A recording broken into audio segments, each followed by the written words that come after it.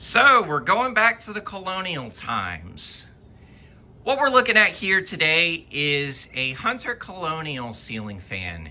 It's in the white and bright brass finish paired with a set of white wingtip blades that are reversible to pickled oak.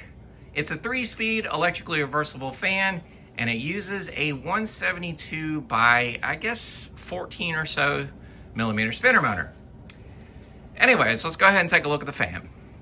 Obviously, the fan is in a white and bright brass finish. There's the pickled oak side of the blades there. And the date sticker should be right on this side of the fan, if I can get a good view of it. There's some caution stickers there. But it does date to the first quarter of 1996. I probably did not get that sticker very well, but that is okay. Anyways, we're gonna jump right in. We're gonna start the fan off here on its lowest setting. So the Colonial is basically a 5-bladed version of the Hunter Williamsburg. The Hunter Williamsburg came out, I believe, in the late 80s, and it had 4 blades. It looked just like this with the wingtip blades and same design and everything like that, but obviously 4-bladed. This fan right here, I got in particular from the Myrtle Beach Habitat Restore for 25 bucks.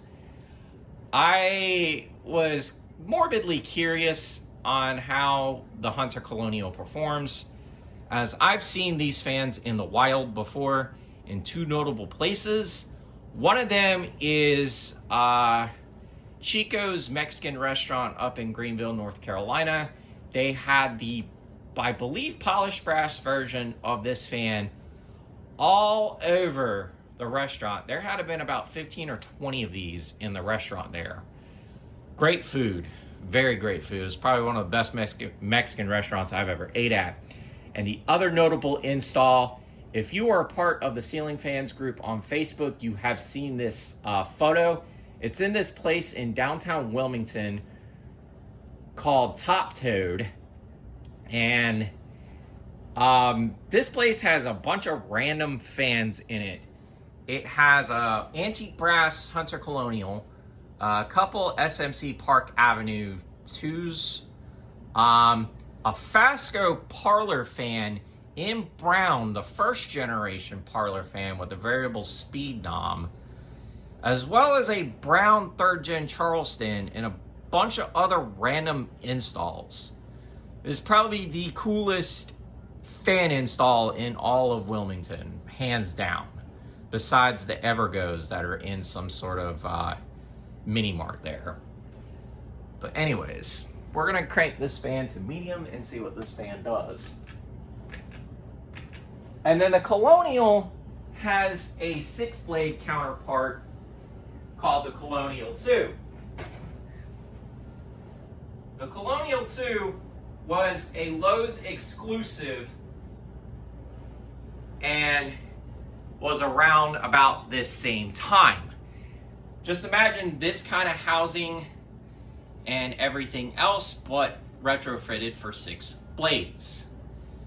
I actually have one of those.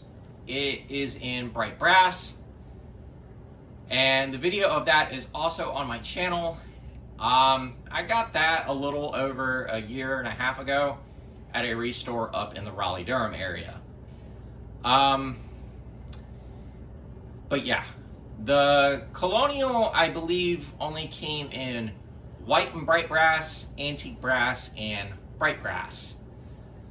The Colonial 2, I know, came in white and brass, antique brass, and bright brass. The Williamsburg, I believe, came in the same finishes as well. And there is also a low-profile version of the Williamsburg, which is basically a 4-blade version of that. That also derived into the Hunter Brentwood, which is a 5-blade version and hugger version of the Hunter Colonial, basically. But Hunter had this thing where they just gave they changed one subtle thing about the fan and gave it a whole new name. Because there is a model that is very similar to this, but I exactly forget the legacy, but it's non-ornate. Looks just like this fan, but non-ornate. Anyways, we're gonna go ahead and crank this fan to high and see what this fan does.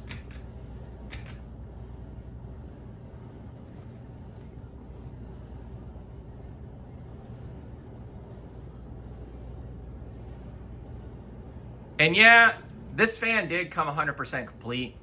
I just threw a regular down rod on it, or a regular canopy on it. I do have the original canopy to this fan.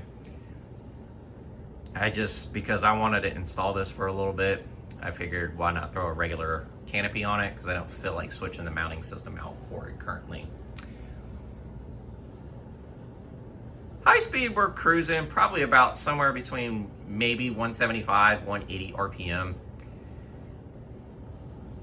These things are pretty decent in terms of airflow.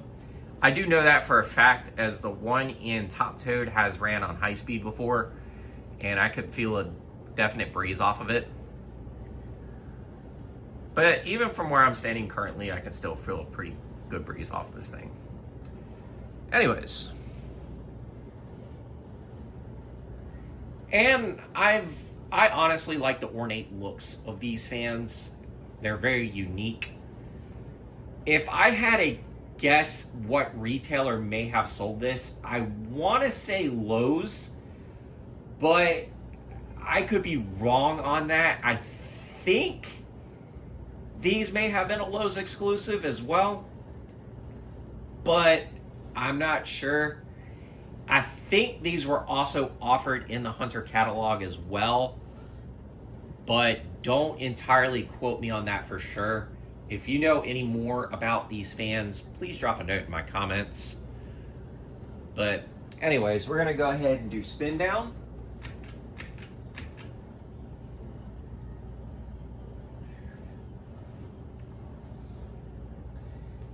And my favorite feature of this fan is the wingtip blades. I always loved wingtip bladed Hunters, especially from this time. Like, they're unique. Obviously the Piedmont, which looks just like a Passport 2, literally is a Passport 2, but with wingtip blades. That also was a Lowe's exclusive as well. And that one evolved into the Layton, which has an Air Max motor inside it. I actually have a Layton, as well as a the one I just mentioned. I'm drawing a blank here, but Piedmont. So I definitely have some pretty unique 90s and Hunter and early 2000s Hunter fans, as there are a lot of fans that I grew up on seeing as a kid, and these are fans that I actually enjoy, especially being a collector. These are really cool fans. Anyways, there you folks have it, the Hunter Colonial ceiling fan from 1996. This is the Ginger Fan Man 92 here. Don't forget to like, follow, and subscribe to the channel. Y'all have a great day and take care.